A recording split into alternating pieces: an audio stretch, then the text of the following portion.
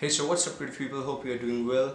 I am SUBCSRIBE and welcome you to my channel, and today I'm going to share with you 3 tips for product photography. So during this lockdown period, there's not much anything to do when you are inside home other than just going through your archives or shooting your indoor stuffs. So before this lockdown started, I just bought a watch for my brother. Since it's with me now, so I just decided to try my hands in product photography. So here are 3 tips from me for you guys which I think will be helpful for you if you are trying or if you are new to product photography just like me. So tip number 1 is proper light source. Just like any other style of photography, light source is so very mandatory for product photography.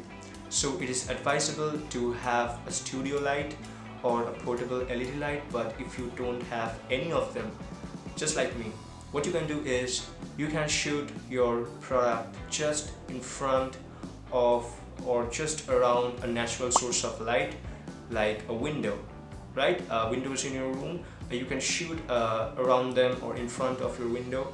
It's just what I did.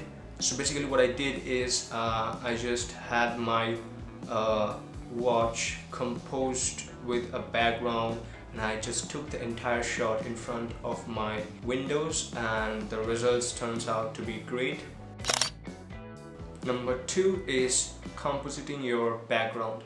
So it's very important to first composite the background area where you want to keep your product and shoot it, because believe me, if your background or the surrounding is messy, then the viewers who are seeing your photo, they would be easily distracted by the surrounding than focusing on the product that you want to show it to them. So you want to composite your background of the product and the surface on which your product would be with anything that you have in your household, because now it's the time you can't go out, so we have to work with the household thing, right? So as you can see, what I did was I just wanted a black background for my photo. So what I did is I just used this shirt and I have another black polo shirt, so I just used them to create the background and the surface on which I put my watch, and then I just went for the shoot. That's all.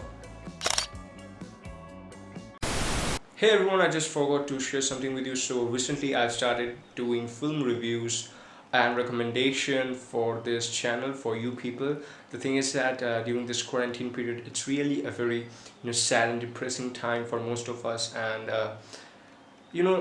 when I'm making a video on photography or photo tutorials, it generally takes a lot of time to come up with the final product which I can upload on YouTube, right?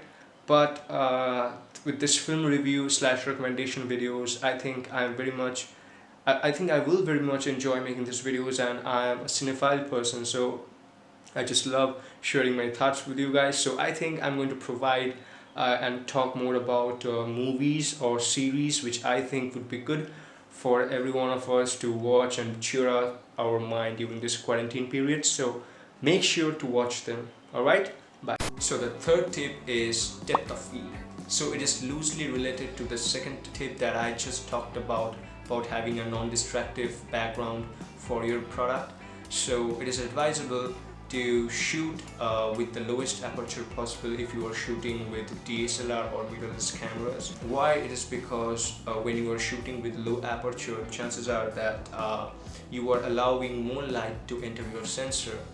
It's first thing. And second thing is that if you're shooting with low aperture, then there would be a soft blurred out background for your product. If there is a much distance between your product and the background, of course, then you will have much more blurry effect on your background, and which is very effective for the time when viewers gonna watch your product photo.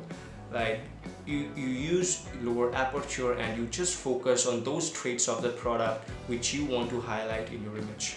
And if you're someone who don't own a DSLR camera, then you might probably have to shoot with your smartphone or iPhone. So what you can do is, if you have that kind of double lens or triple lens that today's smartphones generally comes with, that creates a blurry background You can try with that, but I'm not a big fan of that, as I told you also before in one of my earlier videos. So what I would say is first take a flat shot with your smartphone and then use Photoshop or similar software to blur the unwanted areas in your image and just focus on the main part of the product. Now the final suggestion that I just want to give to you guys, and you must add it to the tips, but it's not a tip actually. You must know about this. The final thing is editing your photographs. Now, editing your product photos can be really tricky because some of us have a problem, goes too much with the adjustments and colors of the image. It's something which I generally face a lot. Sometimes I just go with over editing, but they just don't look good when you are editing a product photo. The thing is that product photo, they should have their own traits and colors on the image so that the audience can see the natural product and how it's looked.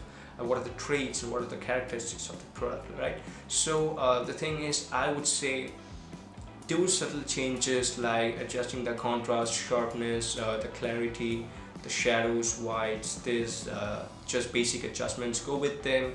Do a little bit of color grading, don't go too much with those sliders, and just try to keep it subtle but attractive. Alright, so that's basically it for today, guys. Hope you have enjoyed this video and found this video helpful. Now if you did, don't forget to leave one of this or other video. Do comment, really appreciate that. Share this video and do subscribe to my channel because it means the world to me. And I'll be meeting you on my next video. Till then, bye, take care, stay safe. Also follow me on Instagram and Twitter. The handles are just provided below in the description. So if you still haven't followed me, do follow me so that we can stay connected and talk more about photography and creativity. Right? So take care, see you until the next time. Bye.